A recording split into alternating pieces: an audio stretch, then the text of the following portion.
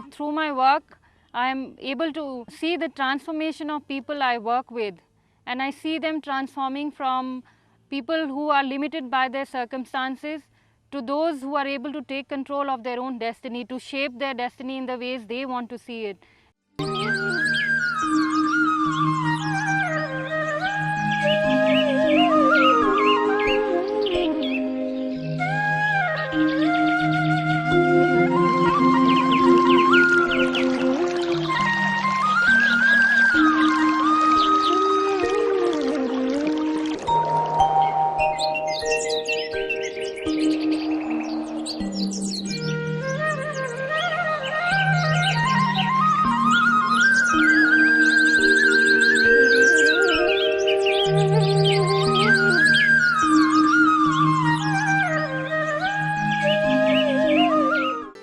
Hi, I'm Richa Ghansyal from Uttarakhand, a tiny state located in northwest India among the central Himalayas. Being a mountain state, Uttarakhand is very beautiful, but life here is very difficult for the people who live here. People live in remote and isolated settlements scattered across the mountains and lack access to education, healthcare, various facilities. And there are very few income generation opportunities in the rural areas. Farming is also just enough for consumption. And because of these issues, a lot of people have to migrate to the plains in search for employment. I grew up in a normal family. My parents were both from Garhwal region of Uttarakhand. My father in fact had to leave his village at a very early age to find employment.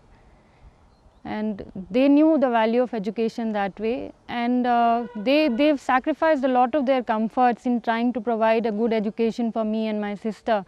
In fact, since we belong to a large traditional joint family, they even had to go against their family norms in trying to provide education for their girl children, because education for girls was not really considered very important in our families.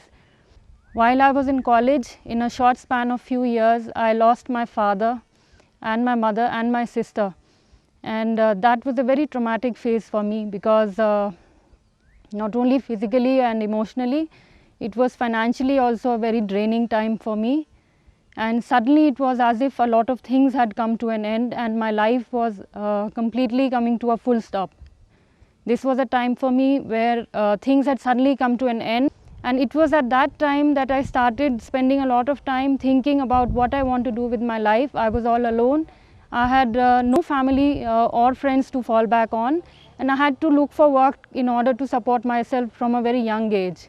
And slowly I began to realize that I could do something with such people and help them transform their lives again, and basically try to give a second chance, not only to myself but also to the people like me who were facing such obstacles in life. And that is when I decided to diversify my design skills into working with the people and helping build livelihoods. And slowly I developed my abilities to work in rural areas. I slowly also learnt about negotiation, about building communities, and also what was most important was about working with youth, especially youth in rural corners of the country do not really have they feel very hopeless sometimes, that they don't have an outlet or they don't have possibilities of going and transforming their lives.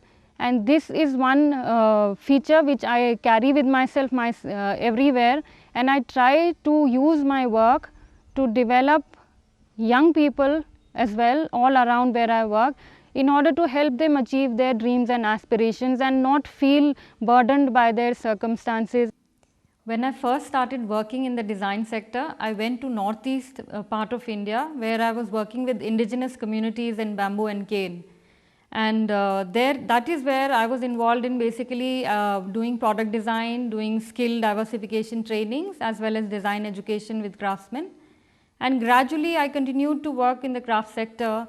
I realized that there were several problems, which were beyond the scope of design per se. So things like there was gender discrimination, there was illiteracy, there was poverty, and slowly it came to me that I needed to develop my capabilities to work better in the field, so that I could address the larger dimensions of the craft sector without being just working in one of the factors of just design. And that is when I realized when I met professionals from various fields, different fields like rural management, like natural resource management, like community mobilization, that is when I realized that I need to develop those skills as well.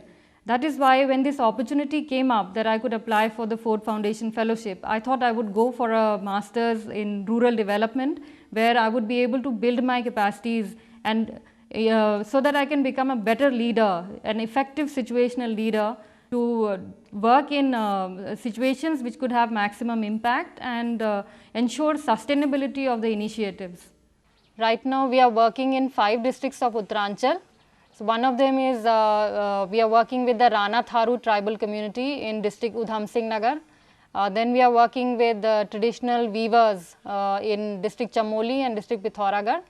And we are also working with the traditional copperware, handcrafted copperware manufacturing community. These are called Tamtas and they are based primarily in district Almora and district Bageshwar.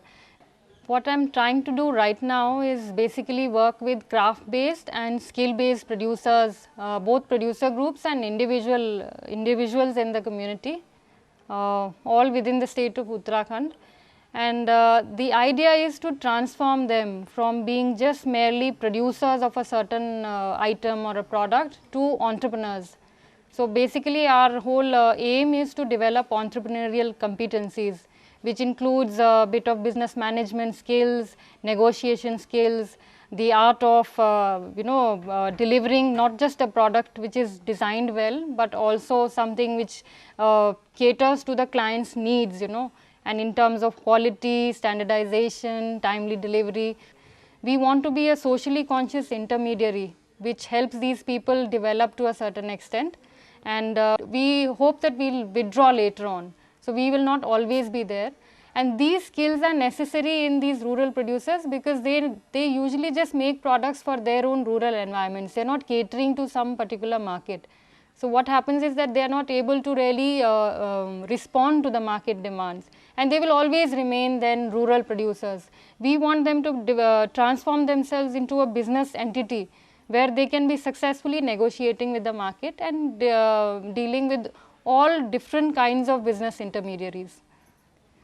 The Ford Foundation Fellowship enabled me to do a Masters in Rural Development at the University of Sussex in England, and I think the biggest benefit I got out of the fellowship was to develop clarity and confidence in my approach towards working with the community. A lot of people ask what has changed from the kind of work I was doing earlier and after the fellowship. And I would like to say that though the kind of work I am doing is on the same lines, working with the craft sector, I was very excited to come back home because it was like a whole new world had opened in front of me after I completed my academics through the fellowship, and I was very excited to now go back to the field and apply my learnings on the field.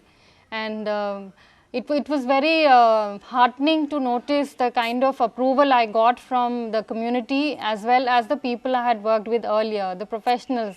They all thought that they saw much more promise in me than before, and something about their faith in me grew, and that gave me a lot of confidence to actually take up the challenges. In future, we want to continue giving them support, expand our network and diversify into various other innovative fields where we can link up design with development. So it could not necessarily be in the sector of craft or skill, but could also be things which are a knowledge based economy, could also be things which are development finance, which are linked. So basically use the ability to think beyond a certain a problem at hand and think about innovative ways of expanding systems, of expanding design to reach into the field of development. The fellowship gave me an opportunity to travel abroad for the first time. It was a unique experience to live, study and spend time among a very diverse international community of students. They gave me a lot of ideas, they gave me a lot of new ways to look at my work. I learned a lot studying in the university, at the library. It was wonderful to access the immense source of information which was available at my fingertips. I really enjoyed that. I made friends with a lot of people from various different countries. I enjoyed the food, enjoyed learning new languages with them, and basically I really had a nice time through this fellowship.